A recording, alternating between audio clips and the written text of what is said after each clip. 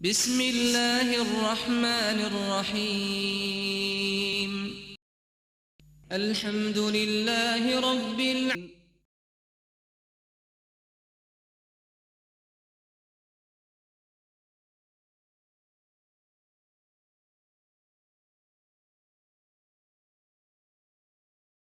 السلام علیکم ورحمۃ اللہ وبرکاتہ. نحمده ونصلي على رسوله الكريم اما بعد فاعوذ باللہ من الشیطان الرجیم بسم اللہ الرحمن الرحیم رب اشرح لي صدری ويسر لي امری واحلل عقدۃ من لسانی یفقهوا قولی. ہم میں سے کون ہے جس سے کبھی غلطی نہ ہوئی ہو، جس سے کبھی کوئی گناہ نہ ہوا ہو؟ لیکن بہترین ہیں وہ لوگ جو غلطی کرنے کے بعد اپنی غلطی پر نادم ہوں، شرمسار ہوں، رجوع کر لیں، توبہ کر لیں اور اپنے رب سے بخشش مانگیں. اور اگر وہ اپنے رب کی طرف رجوع کریں گے تو رب کو بھی مہربان پائیں گے، جیسے حضرت آدم علیہ السلام نے جب اپنے رب سے رجوع کیا تو اللہ تعالیٰ نے بھی اپنی رحمتیں ان پر عام کر دیں. قرآن پاک میں اللہ سبحانہ وتعالیٰ فرماتے ہیں قُلْ يَا عِبَادِيَ الَّذِينَ أَسْرَفُوا عَلَىٰ أَنفُسِهِمْ لَا تَقْنَطُوا مِن رَحْمَةِ اللَّهِ إِنَّ اللَّهَ يَغْفِرُ الذُّنُوبَ جَمِيعًا إِنَّهُ هُوَ الْغَفُورُ الرَّحِيمُ. اے نبی صلی اللہ علیہ وسلم، آپ کہہ دیجئے کہ اے میرے بندو، جنہوں نے اپنی جانوں پر زیادتی کی ہے، اللہ کی رحمت سے مایوس نہ ہو جاؤ. یقیناً اللہ سارے گناہوں کو معاف کر دیتا ہے، وہ تو غفور الرحیم ہے.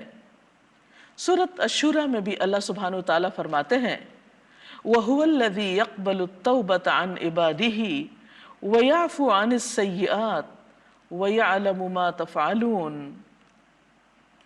اور وہ اللہ ہی وہ ذات ہے جو اپنے بندوں کی توبہ قبول کرتا ہے اور برائیوں سے درگزر فرماتا ہے، حالانکہ تم سب لوگوں کے اعمال کا اسے علم ہے. تو بات یہ ہے کہ جو کچھ بھی ہم کرتے ہیں، جہاں بھی ہم کرتے ہیں، سب کے سامنے کوئی کام کریں یا چھپ کر کریں، وہ تو سب کچھ جانتا ہے. اور پھر کوئی جگہ ایسی بھی نہیں کہ جہاں ہم ان گناہوں سمیت اللہ رب العزت سے چھپ جائیں اور ہم اس کی پکڑ سے بچ جائیں. تو اس کا بہترین طریقہ اس نے ہمیں یہ بتایا ہے کہ تم اپنی غلطی کا اعتراف کر کے میرے حضور توبہ کر لو، غلطی کو چھوڑ دو، پلٹ آؤ. یہی راستہ انسان کے فائدے میں ہے. وہ خود فرماتا ہے یا ایھا الذین آمنوا، اے لوگو جو ایمان لائے ہو، توبوا الی اللہ توبۃ نصوحا، اللہ سے توبہ کر لو، خالص توبہ. عسیٰ ربکم ان یکفر عنکم سیئاتکم، بعید نہیں کہ اللہ تمہاری برائیاں تم سے دور کر دے. وَيُدْخِلَكُمْ جَنَّاتٍ، اور تمہیں ایسے باغوں میں داخل کر دے، تجری من تحتها الانہار، جن کے نیچے نہریں بہہ رہی ہوں گی. تو گویا غلطی کرنے کے بعد اگر کوئی شخص سچے دل سے توبہ کر لیتا ہے تو اللہ تعالیٰ کی طرف سے اس کے لیے وعدہ ہے کہ اس کی برائیاں اس سے دور کر دی جائیں گی اور اسے جنت کے باغوں کا مستحق بنا دیا جائے گا. اور رمضان یہ تو ہے ہی سراسر اپنے گناہوں کی معافی کا موقع. نبی صلی اللہ علیہ وسلم نے فرمایا من صام رمضان ایمانا واحتسابا غفر له ما تقدم من ذنبه، کہ جس شخص نے ایمان اور احتساب کے ساتھ رمضان کے روزے رکھے تو اس کے پہلے گناہ معاف کر دیے جاتے ہیں. لیکن اگر کوئی شخص رمضان کا موقع پا کر بھی پھر گناہوں کی بخشش نہ کروا سکے تو ایسا شخص محروم ہے. حضرت کعب بن عجرہ رضی اللہ تعالی عنہ کہتے ہیں کہ نبی صلی اللہ علیہ وسلم نے لوگوں سے کہا تم لوگ ممبر کے پاس جمع ہو جاؤ۔ چنانچہ ہم سب ممبر کے پاس جمع ہو گئے۔ حضور اکرم صلی اللہ علیہ وسلم تشریف لائے۔ جب آپ نے پہلے سیڑھی پر قدم رکھا یعنی ممبر کی تو فرمایا آمین۔ پھر جب دوسری سیڑھی پر قدم رکھا تو فرمایا آمین۔ جب تیسری سیڑھی پر قدم رکھا تو فرمایا آمین۔ خطبہ دینے کے بعد جب آپ ممبر سے اترے تو ہم لوگوں نے کہا اے اللہ کے رسول صلی اللہ علیہ وسلم، ہم نے آج آپ سے وہ بات سنی ہے جو کبھی نہیں سنتے تھے۔ آپ نے فرمایا جب میں پہلی سیڑھی پر قدم رکھ رہا تھا تو جبریل امین تشریف لائے اور فرمایا وہ شخص تباہ ہو جس نے رمضان کا مہینہ پایا اور اپنی بخشش نہیں کرائی۔ تو میں نے کہا آمین۔ پھر جب میں نے دوسری سیڑھی پر قدم رکھا تو انہوں نے کہا وہ شخص خدا کی رحمت سے دور ہو جائے جس کے پاس آپ کا نام لیا گیا اور اس نے آپ پر درود نہیں بھیجا۔ تو میں نے کہا آمین۔ پھر جب تیسری سیڑھی پر قدم رکھا تو جبریل نے کہا علیہ السلام وہ شخص خدا کی رحمت سے دور ہو جائے جس نے اپنے ماں باپ دونوں کو یا ان میں سے ایک کو بڑھاپے کی حالت میں پایا اور ان کی خدمت کر کے جنت میں داخل نہیں ہوا۔ تو اس حدیث سے پتہ یہ چلتا ہے کہ رمضان المبارک کا مہینہ گناہوں کی معافی کا ایک بہترین موقع ہے۔ اگر کوئی شخص اس موقع کو گنوا دیتا ہے تو وہ شخص سراسر اللہ سبحانہ وتعالیٰ کی رحمت سے محروم ہونے والا ہے۔ اس لیے ہم سب کو اس موقع سے بہترین فائدہ اٹھانا چاہیے، اور یہ بھی یاد رکھیے کہ کچھ گناہ ایسے ہوتے ہیں جنہیں نیکیاں خود بخود دھوتی رہتی ہیں۔ قرآن پاک میں آتا ہے ان الحسنات یذہبن السیئات کہ نیکیاں گناہوں کو مٹا دیتی ہیں، لیکن کچھ گناہ ایسے ہوتے ہیں جن کے لیے انسان کو نیکیوں کے ساتھ ساتھ خاص طور پر توبہ کرنی چاہیے، تعالیٰ کے حضور دعا کرنی چاہیے، استغفار کرنی چاہیے، اور رمضان اس کا بہترین موقع ہے۔ عام حالات میں بھی اللہ سبحانہ وتعالیٰ کی رحمت کے دروازے ہر وقت کھلے رہتے ہیں۔ حقیقت میں یہ بات انسان کے فائدے میں ہے کہ جب بھی اس سے گناہ ہو، اسے گناہ کا احساس ہو تو توبہ کرنے میں دیر نہ لگائے، دن ہو یا رات فوراً اللہ سبحانہ وتعالیٰ کی طرف رجوع کر لے۔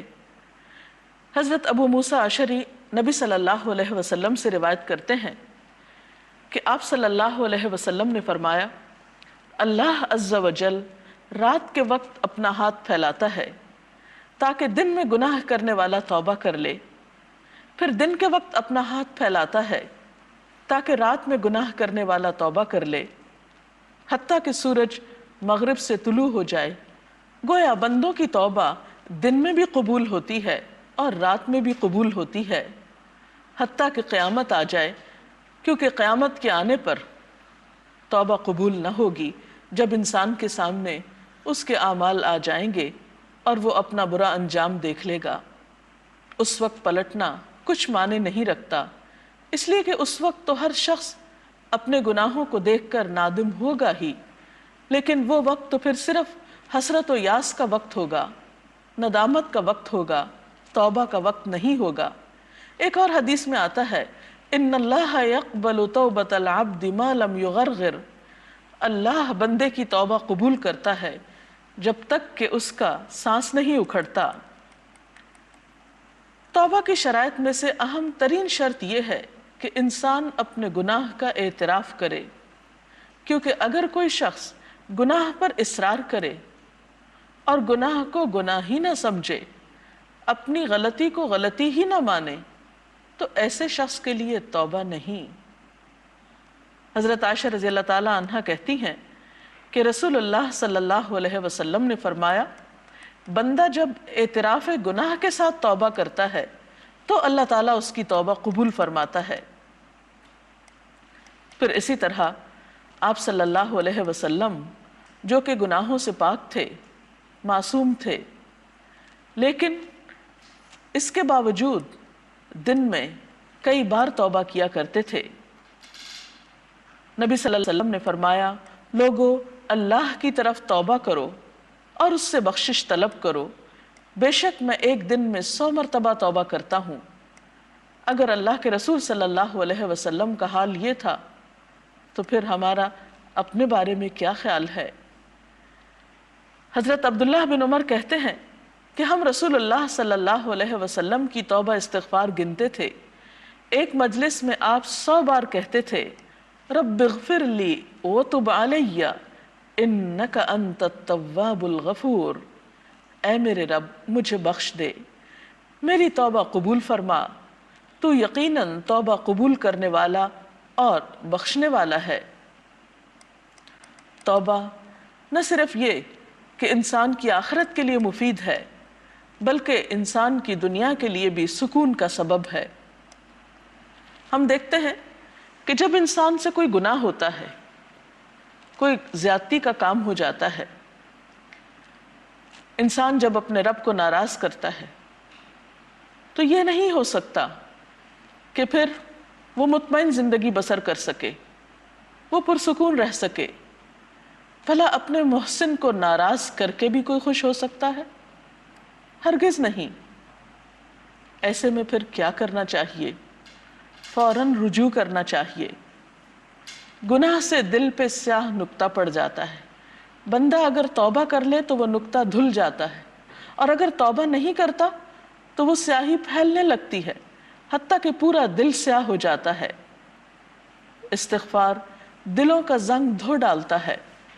حضرت انس سے روایت ہے کہ نبی صلی اللہ علیہ وسلم نے فرمایا، دلوں پہ بھی زنگ لگ جاتا ہے جیسے تانبے پہ زنگ لگ جاتا ہے، اور دلوں کا زنگ دور کرنے والی چیز استغفار ہے۔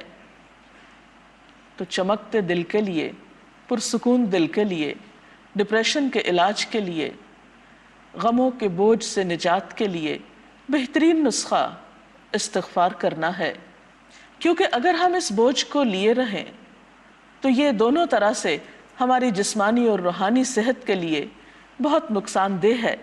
اگر مخصوص کلمات کے ساتھ اللہ تعالیٰ سے بخشش طلب کی جائے، اور خصوصاً ان کلمات کے ساتھ جو اس کو پسند ہیں، تو انسان کی بخشش کی امید زیادہ کی جا سکتی ہے۔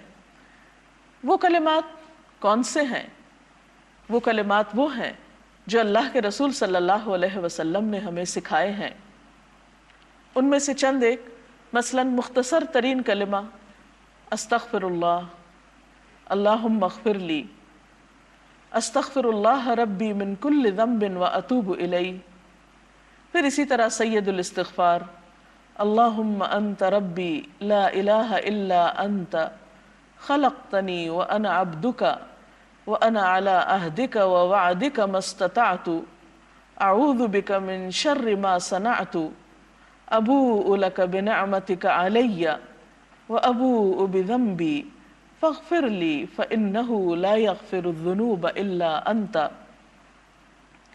اس کا ترجمہ کچھ یوں ہے کہ اے اللہ، تو ہی میرا رب ہے، تو نے مجھے پیدا کیا،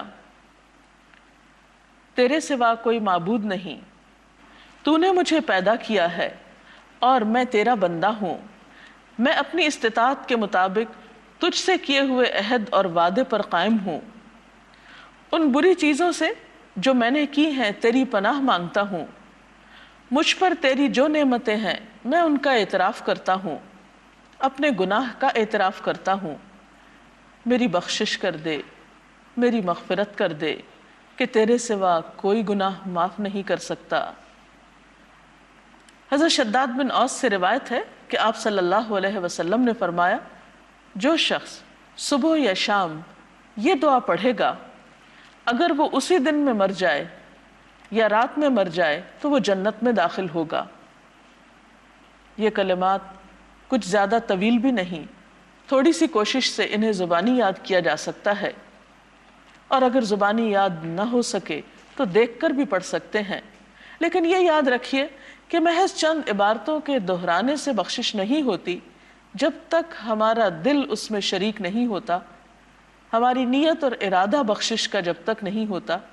تو اس لیے اگر ہم واقعی چاہتے ہیں کہ ہم گناہوں کے بوجھ سے آزاد ہو جائیں اور ہم اللہ رب العزت کے قریب ہو جائیں، ہم اس کے نیک بندوں میں شامل ہو جائیں، اس کے جنت اور اس کی رحمت میں ہمیں پناہ ملے، تو اس کے لیے ضروری ہے کہ سب سے پہلے ہم اپنے گناہوں پر شرمندہ ہوں، پھر عہد کریں کہ آئندہ ہم یہ غلطی نہیں کریں گے، اور اس کے بعد اس سے بخشش کی دعا کریں، تو امید ہے کہ اللہ رب العزت ضرور بخش دیں گے۔ استغفار کے یہ کلمات آپ دن میں، رات میں، کسی بھی وقت پڑھ سکتے ہیں، لیکن خصوصاً اگر قبولیت کے اوقات میں پڑھے جائیں تو زیادہ مؤثر ہیں، مثلاً سحری کے وقت، افطار کے وقت، نمازوں کے بعد، اور اس کے علاوہ چلتے پھرتے بھی، کیونکہ استغفار نہ صرف گناہوں کی بخشش کا ذریعہ ہے بلکہ ہر غم اور ہر دکھ سے آزادی کا نسخہ بھی ہے۔ تو اللہ تعالیٰ سے دعا ہے کہ وہ ہمیں توبہ اور استغفار کی توفیق عطا کرے۔ وآخر دعوانا ان الحمد للہ رب العالمین۔